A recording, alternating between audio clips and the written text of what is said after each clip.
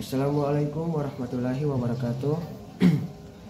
Perkenalkan, nama saya Suwadi dari kelas Bimbingan Konseling Islam 2 dengan nomor induk mahasiswa 244130068. Baik, saya di sini membagikan sebuah materi yang berjudul Etika Penyuluhan Agama Islam. Oke, langsung saya ingin bertanya, apa itu penyuluhan agama Islam? Penyuluhan agama Islam adalah proses penting dalam menyebarkan ajaran Islam kepada masyarakat luas. Etika dalam penyuluhan berperan sebagai panduan moral yang membentuk sikap dan perilaku penyuluh, sehingga pesan dakwah tersampaikan dengan tepat dan efektif. Etika yang baik memperkuat kepercayaan masyarakat dan menjaga keharmonisan sosial. Kita lanjut ke pengertian penyuluh dan etika dalam konteks Islam. Kita lanjut ke bagian pertama, yaitu penyuluh. Penyuluh adalah individu yang berperan memberikan penerangan dan bimbingan agama Islam kepada masyarakat untuk meningkatkan pemahaman dan praktik keagamaan. Kita lanjut ke etika.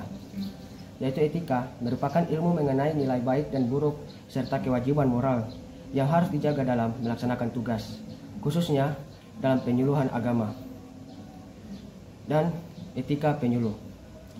Etika penyuluh adalah panduan moral yang mengatur perilaku dan sikap penyuluh agar dapat menyampaikan ajaran Islam dengan cara yang penuh tanggung jawab dan hormat. Baik, kita lanjut ke prinsip dasar etika penyuluh agama Islam, yaitu yang pertama, ya, kejujuran. Penyuluh harus jujur dalam menyampaikan pesan agama tanpa menambah atau mengurangi isi ajaran. Yaitu kedua, penghormatan. Hormat terhadap perbedaan pandangan dan menjaga kesatuan masyarakat menjadi prioritas dalam penyuluhan. Lanjut ketiga, objektivitas. Tidak memihak dan menjaga netralitas agar pesan dakwah diterima secara adil. Baik, kita lanjut keempat, kerahasiaan.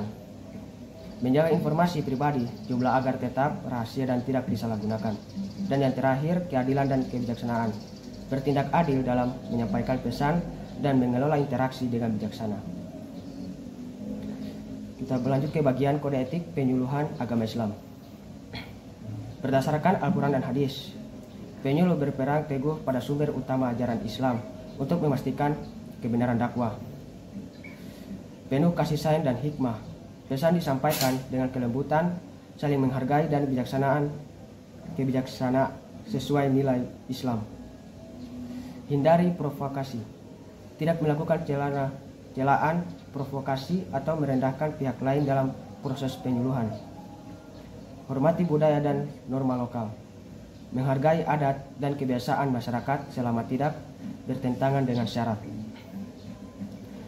Manfaat kode etik bagi penyuluh agama Islam. Menjaga integritas. Kode etik menegaskan standar profesionalisme dan moral penyuluh dalam menjalankan tugas. Membangun kepercayaan.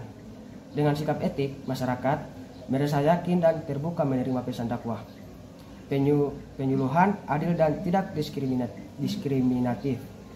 Kode etik memastikan dakwah dilakukan tanpa pilih kasih atau diskriminasi. Menciptakan harmoni. Etika membantu terciptanya suasana damai dan kerukunan di masyarakat melalui dakwah yang santun. Baik, kita lanjut ke tanggung jawab utama penyuluh agama Islam, yaitu ada mempunyai 5 bagian. Yang pertama, informasi akurat, memberikan pengetahuan agama yang benar dan dapat dipercaya sesuai Al-Quran dan hadis. Yang kedua, tanamkan akhlak mulia, mendorong nilai-nilai moral dan akhlak sesuai ajaran Islam dalam kehidupan sehari-hari. Lanjut ketiga, teladan, menjadi contoh perilaku dan ucapan yang baik bagi masyarakat dan jamaah. Keempat, kerukunan dan toleransi, membangun hubungan harmonis antar umat beragama dan menjaga perdamaian sosial. Dan yang terakhir yaitu pembinaan masyarakat, membina masyarakat agar hidup sesuai dengan nilai dan aturan Islam secara konsisten. Oke, baik, kita lanjut ke bagian kesimpulan etika penyuluhan agama Islam. Ini kita masuk ke peran sentral etika. Etika sangat krusial dalam membentuk proses penyuluhan yang efektif dan bermakna bagi umat Islam. Kedua, kode etik sebagai pedoman. Penyuluh harus memegang teguh dalam kode etik untuk menjaga kualitas dan tujuan dakwah. Dan yang terakhir yaitu menciptakan harmoni sosial. Etika penyuluhan mendukung terciptanya masyarakat yang damai, harmonis, dan bermoral tinggi. Oke, baik, mungkin itu saja pembagian materi dari saya. Apabila ada salah kata, saya mohon maaf. Saya akhiri. Wassalamualaikum warahmatullahi wabarakatuh.